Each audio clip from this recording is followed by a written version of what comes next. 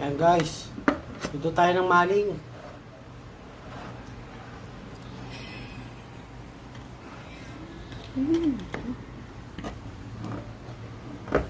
Hihirapan lang ako. Siyempre, hindi mawawala yung itlog. Dalawang itlog, pwede na yan.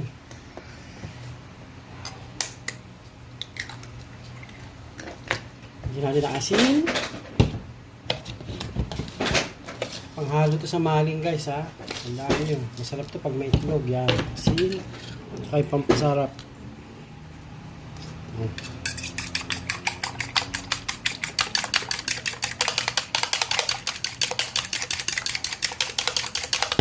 Cut!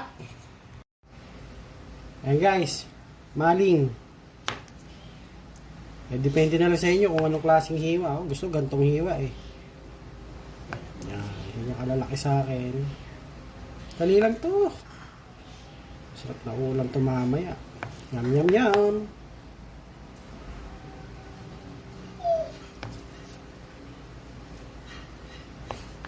Ayan guys. Alright. Yan guys, pagtapos natin hiwain yung maling, babad natin siya sa itlog.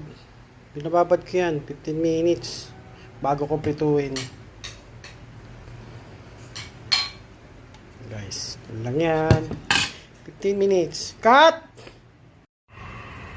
At ito na guys, simulan ko na prituin ng maling isa-isa na binabad ko sa itlog.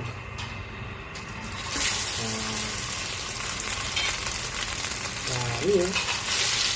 Kaya yun, masarap ng ulam natin guys, para may maharang.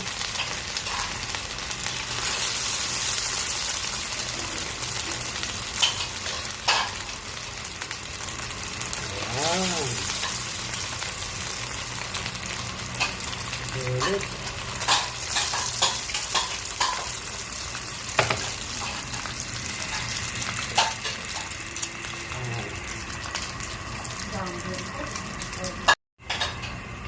At ayan guys, huli natin balik-tarin. Ayan.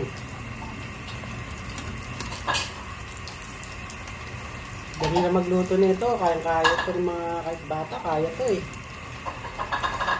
Ayan.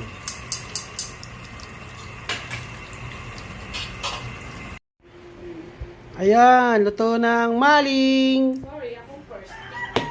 Yummy! Kain!